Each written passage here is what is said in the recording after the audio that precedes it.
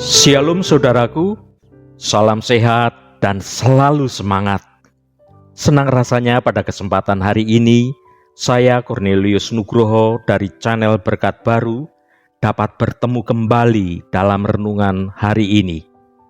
Senantiasa saya berharap saudara semua dalam kondisi sehat, tetap kuat dan tetap bersemangat untuk terus mencari Tuhan. Rindu untuk belajar akan kebenaran firman Tuhan. Saudaraku, kehidupan ini tidak selalu mudah. Kita semua akan mengalami saat-saat ketika kita merasa terpuruk dan menjadi lemah. Kita mungkin mengalami kegagalan, mengalami kehilangan, atau sakit. Kita mungkin merasa tidak berdaya, putus asa, atau sendirian dalam menghadapi beratnya persoalan. Tetapi Alkitab memberi kita janji bahwa kita tidak harus terperangkap dalam keputusasaan secara berkepanjangan. Kita dapat bangkit dari keterpurukan. Bagaimana kita bisa melakukannya agar menjadi bersemangat lagi dalam menjalani kehidupan yang penuh dengan tantangan ini?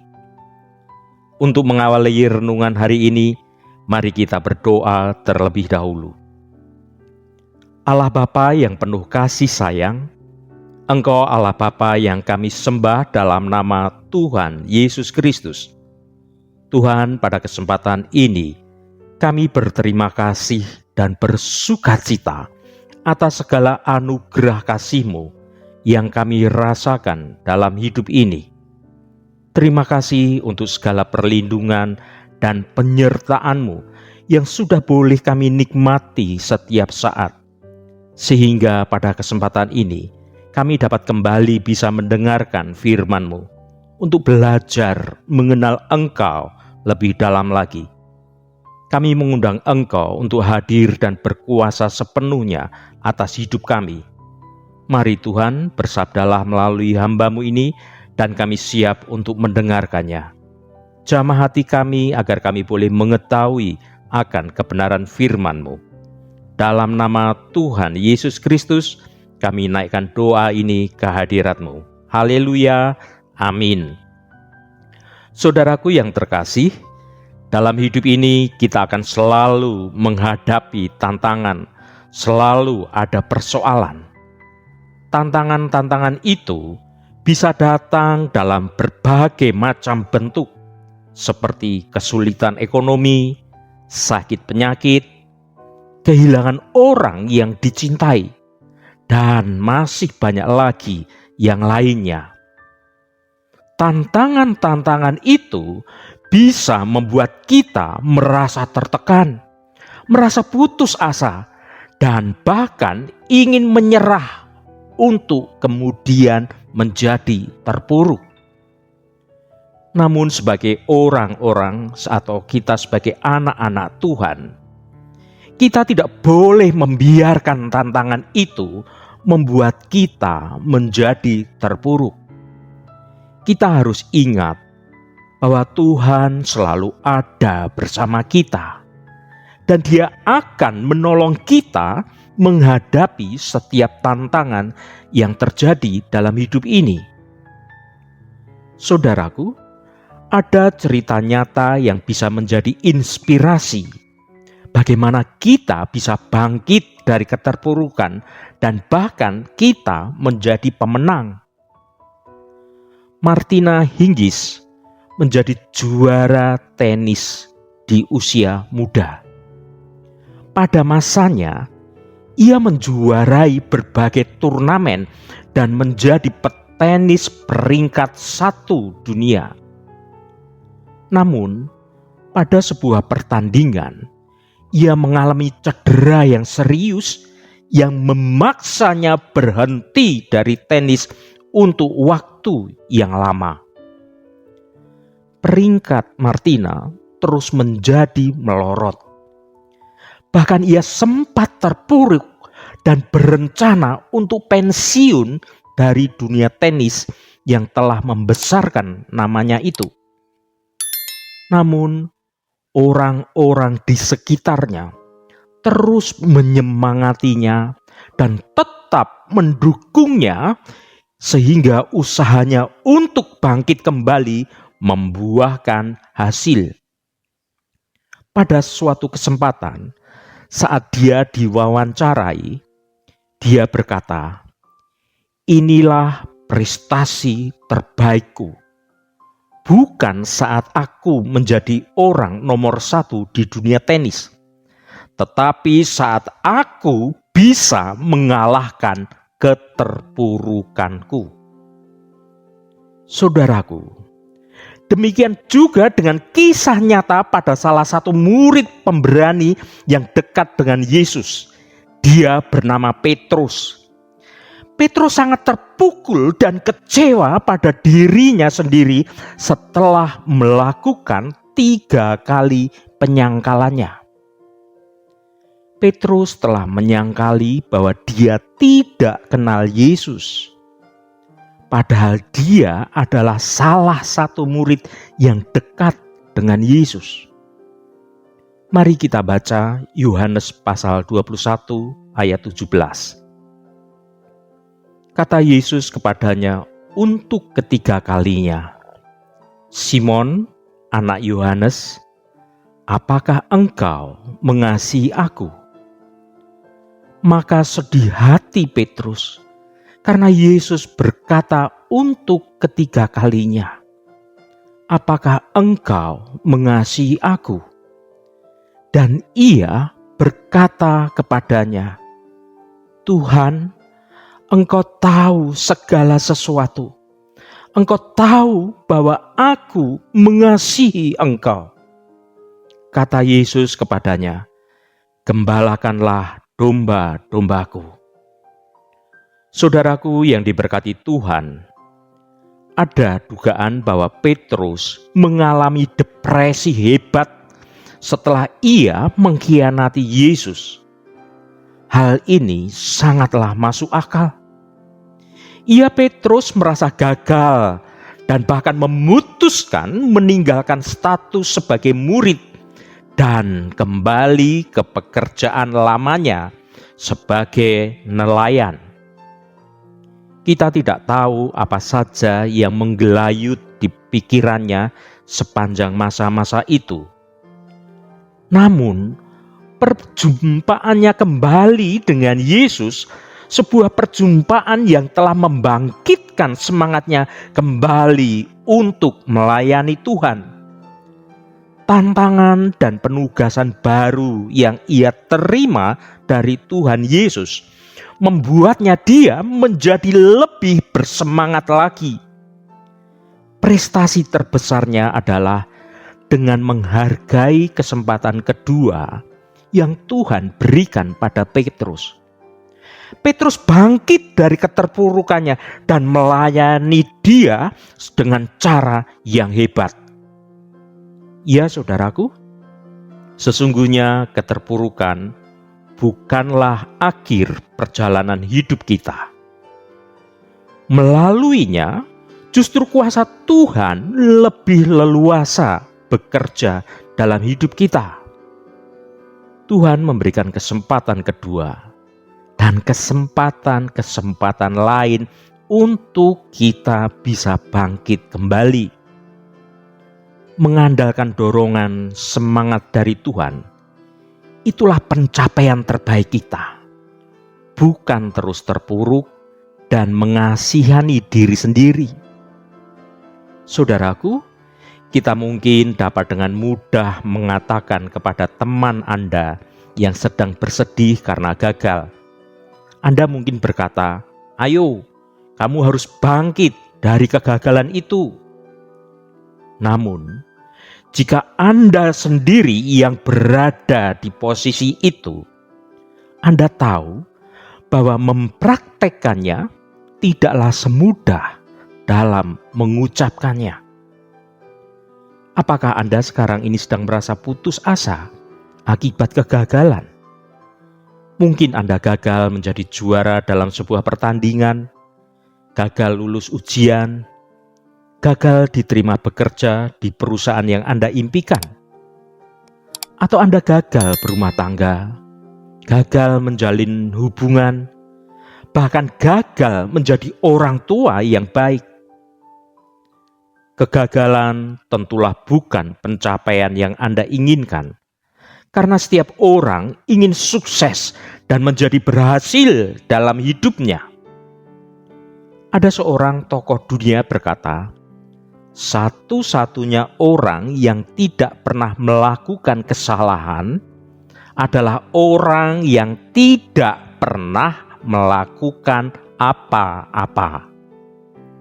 Selama hidup, tidak mungkin kita tidak berbuat apa-apa, bukan? Jadi, kegagalan bukanlah sesuatu yang langka. Setiap orang pernah mengalaminya, meskipun dalam bentuk atau hal yang berbeda, dalam situasi dan kondisi yang berbeda pula, serta dengan respon yang berbeda pula. Di dunia ini, semua orang pernah mengalami yang namanya kegagalan. Dan dengan respon yang benar, maka dia akan kembali bangkit dan bisa terus melangkah ke depan, bahkan menjadi pemenang. Tokoh-tokoh sepanjang masa dalam Alkitab pun pernah mengalami yang namanya gagal. Sebut saja Musa, Daud, Elia, Petrus. Mereka gagal dalam area hidup yang berbeda-beda. Namun, tidak hanya berhasil bangkit kembali, mereka juga menjadikan kegagalan itu sebagai peluang untuk bertumbuh. Karena mereka belajar dari kegagalan yang terjadi. Mereka belajar dari kesalahan mereka untuk menjadi pelajaran yang berharga dalam hidupnya. Lalu, bagaimana cara mengolah kegagalan menjadi sebuah kemenangan di dalam Tuhan? Mari kita baca Amsal pasal 24 ayat 16. Sebab 7 kali orang benar jatuh, namun ia bangun kembali. Tetapi orang fasik akan roboh dalam bencana. Saudaraku, kita semua berpotensi mengalami kegagalan. Dan jika kita sedang mengalaminya, maka milikilah respon yang benar. Bangkitlah kembali, lagi, dan lagi. Kegagalan bukan akhir segalanya. Sebaliknya, kegagalan adalah permulaan dari hal baru yang lebih baik daripada yang Anda jalani sebelumnya. Dengarkan kisah inspirasi ini. Ada 2 petani palawija yang mengalami gagal panen akibat banjir. Kedua petani ini sama-sama bersedih. Petani yang pertama, setiap kali melihat ladangnya, dia tidak kuasa menahan tangis. Karena ladang itu adalah masa depannya.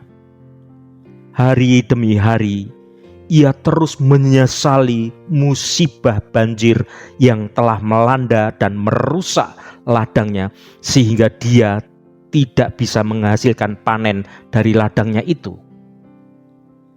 Petani yang kedua juga sama hancurnya sama petani yang pertama. Namun 2 hari kemudian setelah banjir itu surut, ia kembali bekerja, mencangkul tanah, menanam benih, mengairi, dan memupuk ladangnya. Saat 3 bulan berlalu, petani pertama masih meratapi kegagalannya. Dan ladangnya menjadi tidak terurus, ditumbuhi rumput ilalang. Tetapi di saat yang sama, petani kedua telah menuai hasil panennya. Saudaraku, terus meratapi dan menyesali kesalahan yang menyebabkan kegagalan itu, tidak ada faedahnya. Anda hanya akan menjadi pribadi yang sama, tidak berjiwa besar dengan menerima kekalahan. Anda juga tidak menjadi lebih dewasa dan memiliki karakter yang kuat. Mengertilah saudaraku, bahwa untuk bisa terus bertahan, maka Anda harus memiliki daya tahan dan daya juang yang mumpuni, tangguh dalam menghadapi persoalan, dan tetap bersemangat menjalani hari esok. Orang-orang yang Anda kenal sukses tidak serta-merta sukses begitu saja. Ada yang harus memulai dari nol dan mengalami jatuh bangun dalam langkah kehidupannya. Bukan hanya sekali, tetapi berkali-kali terjadi dalam hidupnya. Bangkitlah kembali saudaraku. Tidak peduli berapa kali pun Anda mengalami kegagalan. Teruslah bangkit dan menjadi bangkit lebih bersemangat. Tidak usah malu, apalagi menjadi berkecil hati. Hanya orang-orang yang berani bangkit setelah gagal yang akan berhasil dalam hidupnya. Saudaraku, dalam setiap kegagalan yang terjadi, selalu ada pelajaran kehidupan, dan berpikirlah secara positif atas peristiwa yang terjadi itu. Tentu Anda sengsara ketika gagal. Anda patah hati, putus asa, frustasi, marah, atau bahkan sedih. Namun firman Tuhan mengatakan bukan itu yang seharusnya menjadi respon kita ketika kita gagal. Tuhan ingin kita menjadikan kegagalan sebagai bagian dari proses pertumbuhan dan pendewasaan dalam kehidupan kita. Jadikan kegagalan sebagai cambuk Anda untuk bertekun lebih lagi.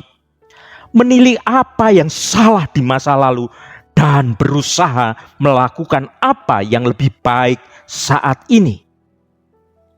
Dengan demikian, Anda akan menjadi pribadi yang tahan uji. Lewat kegagalan, Anda diperlengkapi dengan bekal pengalaman agar siap menghadapi situasi sulit di kemudian hari. Ketika Anda tahan uji, Anda punya pengharapan akan keberhasilan dan kemenangan.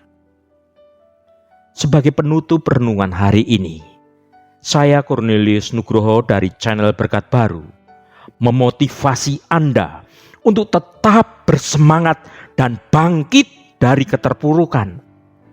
Ketika Anda tetap semangat berjalan dalam jalan kebenaran Tuhan, maka seburuk apapun kegagalan itu tidak akan mengurangi nilai Anda di mata Tuhan. Ketika engkau berusaha bangkit lagi, Tuhan pasti akan menolongmu. Karena prestasi terbesar dalam hidupmu adalah ketika engkau dapat bangkit dari keterpurukan akibat kegagalan. Percayalah dengan segenap imanmu bahwa Allah Bapa yang menciptakan seluruh kehidupan ini, Dia Allah yang sanggup menolongmu. Haleluya. Mari kita tutup renungan ini dengan berdoa. Bapa Surgawi yang kami sembah dalam nama Tuhan Yesus Kristus, terima kasih atas firman-Mu yang sudah kami dengar pada kesempatan ini. Tuhan, kami datang kepadamu saat ini dengan hati yang tulus. Kami telah mendengar khotbah tentang bangkit dari keterpurukan. Kami tahu bahwa kami semua pernah gagal dalam menjalani hidup ini. Kami telah membuat kesalahan dan kami telah mengalami kekecewaan. Tetapi kami percaya bahwa Engkau dapat membantu kami untuk senantiasa bisa bangkit dari kegagalan dan menjadi orang yang lebih baik, bahkan menjadi seorang pemenang. Kami senantiasa memohon Engkau untuk memberi kami kekuatan supaya kami bisa bangkit dari kegagalan ini. Roh Kudus akan menolong dan memampukan kami untuk belajar dari kesalahan kami dan tidak membuat kesalahan yang sama lagi. Tolong bantu kami untuk tetap positif dan tidak menyerah pada diri sendiri. Tuhan, kami juga memohon Engkau untuk memberi kami kasih dan pengertian-Mu. Tolong bantu kami untuk mengampuni diri sendiri dan orang lain yang telah menyakiti kami. Engkau akan membantu kami untuk melihat kebaikan dalam diri kami sendiri dan kebaikan orang lain. Kami percaya dengan segenap iman kami bahwa Engkau dapat membantu kami bangkit dari kegagalan dan menjadi orang yang selalu mengandalkan Engkau. Terima kasih Tuhan. Berkati mereka yang hari ini sedang berulang tahun Tuhan. Engkau tambahkan 1 tahun lagi. Terima kasih buat anugerah-Mu, umur panjang di tangan kanan, dan kekayaan serta hormat di tangan kiri. Berkat Tuhan mengalir bagi setiap mereka yang hari ini berulang tahun. Terima kasih Tuhan. Segala hormat, pujian, dan ucapan syukur hanya bagi nama-Mu yang kudus. Mari kita berdoa Bapa kami. Bapa kami yang ada di surga, dikuduskanlah nama-Mu, datanglah kerajaan-Mu, jadilah kehendak-Mu di bumi seperti di surga. Berikanlah kami pada hari ini makanan kami yang secukupnya, dan ampunilah kami akan kesalahan kami, seperti kami juga mengampuni orang yang bersalah kepada kami. Dan janganlah membawa kami ke dalam pencobaan, tetapi lepaskanlah kami daripada yang jahat. Karena Engkaulah yang empunya kerajaan dan kuasa dan kemuliaan sampai selama-lamanya. Saudara, bukalah hatimu dan tengadahkan tanganmu. Terimalah berkat Tuhan. Tuhan memberkati engkau dan melindungi engkau. Tuhan menyinari engkau dengan wajah-Nya dan memberikan kasih karunia. Tuhan menghadapkan wajah-Nya kepadamu dan memberikan damai sejahtera. Berkat anugerah dari Bapa Surgawi, cinta kasih karunia dari Tuhan Yesus Kristus, dalam persekutuan dan penghiburan Roh Kudus, menyertai kita semua sekarang ini dan sampai selama-lamanya. Dalam berkat Tuhan Yesus Kristus. Haleluya. Amin. Puji Tuhan, saudaraku semua.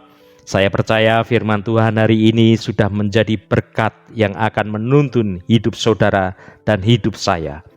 Roh Kudus senantiasa menolongmu, Roh Kudus senantiasa menuntunmu hidup dalam jalan kebenaran Tuhan. Haleluya.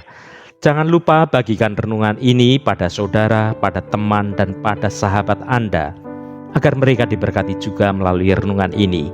Sampai bertemu kembali. Shalom. Tuhan memberkati.